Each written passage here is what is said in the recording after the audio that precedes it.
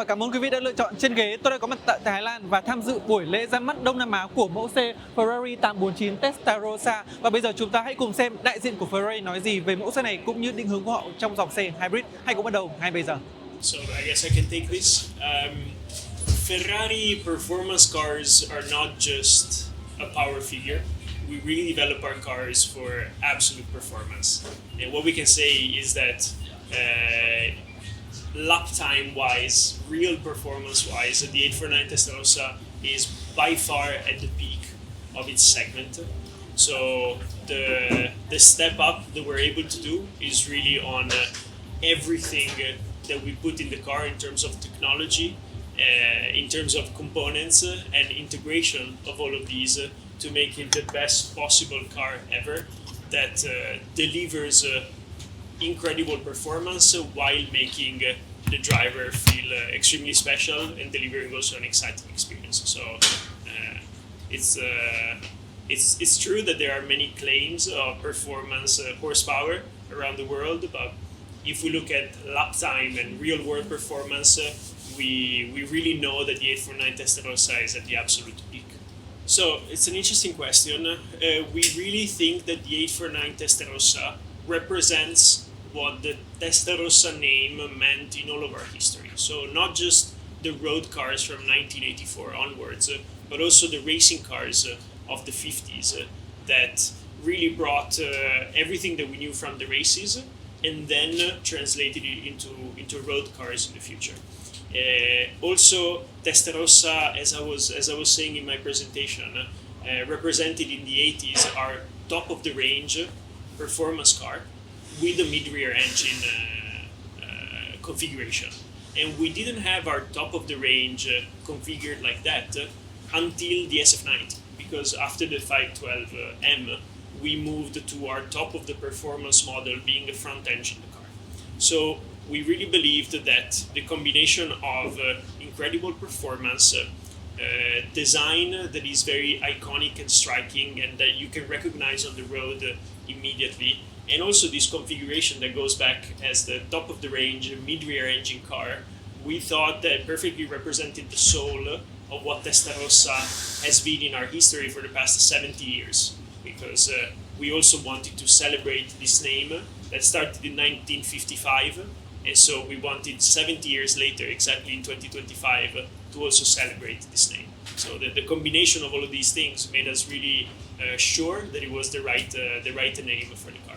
I have a simple question that is to let them drive the car, because the car is truly a masterpiece of technology and performance and an incredible evolution of our hybrid architecture that since 2019 we're presenting with the SF90 and that we have worked on so much with the 296, with the F80 and now with the Testarossa, that is truly a fantastic experience to drive. So the best way to convince them is to let them drive the car. Yeah, thank you for the question, and yeah, it's a very interesting area, Southeast Asia, and for us, we see the general trend. I will talk for Ferrari mainly, that the interest from our clients it's bigger than ever. It's bigger than ever for the brand. It's bigger than ever for the product, but especially for the community. They want to be together. They want to share, and I think Ferrari in the region. We are really developing the establishment of the new Southeast Asia region, and to be closer to our clients is going really in that direction. So in that we can see all across Southeast Asia really this appetite, and also for racing activities, for all classic cars and the history that Marco was talking. So we really see this interest, and for us it's a great pleasure. And also for us it's important to make the launch as the national of the region, and we do activities in every of the single country. And let's say we selected Thailand to start. It's the first one of the long journey and the first milestone. We will present plenty and having plenty of big activities in the future, and we will go in every country in Southeast Asia, but I will not disclose the plan. It would be we need to keep the surprise. For Southeast Asia, it's the first time in the region. Then we make some launch in the world. We try to go the fastest as we can closer to our clients, but unfortunately it takes a bit of time. I think one of the, just to start with it, is the philosophy of our founder. It's we produce always one car less than the demand. So this always have been in the DNA and the history of the company, and that have never changed and will never change. As you mentioned, the appetite is growing, but the appetite also from we have a sentence that we say in Ferrari. It's we have different Ferrari for different Ferrari, but we have different Ferrari for different moments. And the appetite also for our client is growing in different direction, from the more sport, let's say GT lifestyle oriented, from the racing and the track activities, from the gentleman driving to the race with our single program like the Ferrari Challenge, and some more exclusive program like the X6 program that we can have in the company. We see a more appetite in the personalization for our client, the wish to have their cars really for themselves and going through extreme personalization that we can offer our catalog. From the historical part of the Classique that we can have in the company, and so on and so on. So it's true what you mentioned, but Ferrari is offering so much to our clients that I can tell you we are very busy every day. So with our clients, and that is for us the best. Thanks. Yeah, I was lucky enough to drive the car during the development, and I can tell you it's an important step up from the SF90 platform. And the main feeling that you probably get is for sure on the difference you get is on three areas. The first one is the additional performance that you can really feel in the acceleration of the car, in how quickly you can take a corner. All of the areas of performance are, you can feel the difference even from an extremely high performance car like the SF90 that it replaces. For sure, there was a big improvement in the integration of all of the systems. This is an extremely complex architecture with a V8 turbo engine with 3 electric motors with E4 wheel drive, torque vectoring, and so all of the systems have to work perfectly together. And in the last 6 years since the SF90, we have further improved the integration of these systems, so the car feels even more natural to drive, and you can really take it to the limit even more. Why do we talk about the electronics like the Ferrari integrated vehicle estimator during the presentation? Because we really think that this is an important factor in making the cars exciting, as our latest Ferraris have been. Like you have read everywhere from the ones who have driven the F80, it's a car that is extremely complex architecture but feels very natural and feels like you can really take it to the limit. And we have learned from that and put it into this car to make sure that it's also a proper driver's car, that it feels natural, that you can take it to the limit, that you can enjoy it.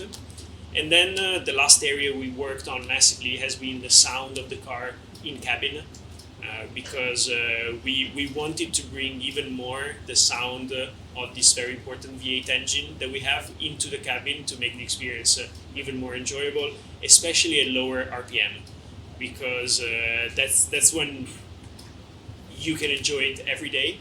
And so we worked massively to bring as much of that sound into the cabin. I have to say, we do evolve with time, with new technologies, but we always try to bring them when we think they make sense. So we're not necessarily adapting to the clients, we're simply focusing on bringing the best possible technological solution there is. And then what we see is that clients of all ages appreciate that. So, and then you also have different models for different types of clients that have different nuances. So we don't really adapt, but we seem to always be ahead of the times, just by focusing on the best possible solution ever. New clients, maybe Charles can give a little bit even more of ideas on this, but for what we see in Maranello is that for sure we have so many younger generation clients coming in, and in the end what they appreciate is always what Ferrari has been delivering for almost 80 years. Performance, incredible design, craftsmanship, innovation in technology. So in the end, they're passionate about the exact same things.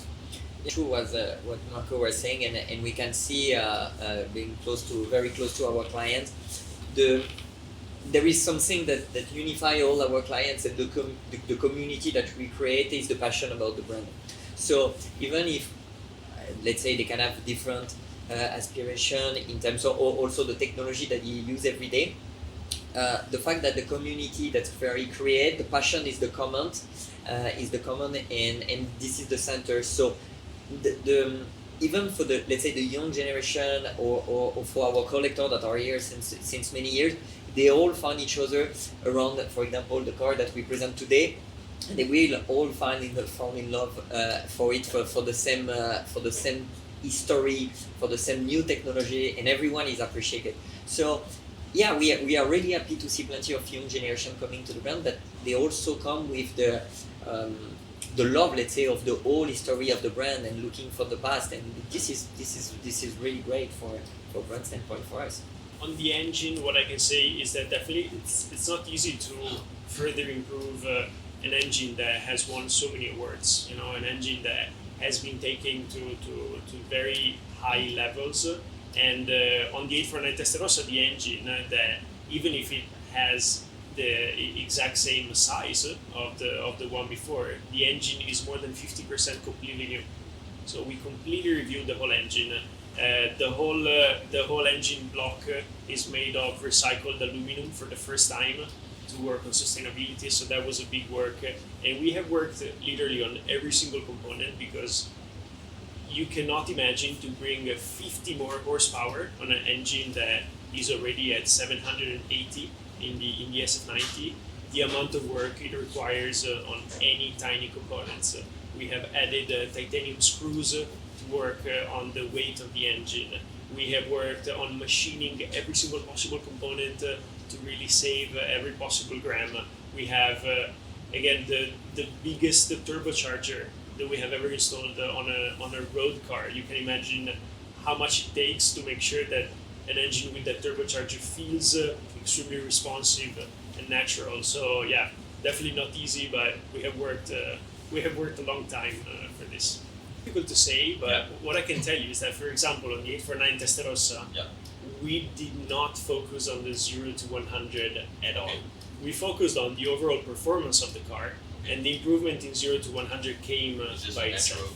That's really how we focus on how we work on the development of a new car. We want to deliver the best possible overall package, and then the stats come by themselves. We really don't focus on chasing headlines or single numbers. We focus on the best product there can be, and I think our clients really recognize that when they drive our cars. We have 220 horsepower from the 3 electric motors, and 830 from the ICE, from internal combustion engine. So it's difficult to put a percentage of performance on the 0 to 100, because it really depends in which stage of the torque curve the internal combustion engine is, where the power has to go between the 3 electric motors, because 220 horsepower is the amount of power that the battery is able to give as a whole, but then the system has to decide how to split it between the three motors. So it's nearly impossible to say how much the 0 to 100 is due to the electric motors, how much not. But one thing you could do is look at a F8 Tributo 0 to 100, and you can compare them and figure out how big of an improvement this architecture brings in the end.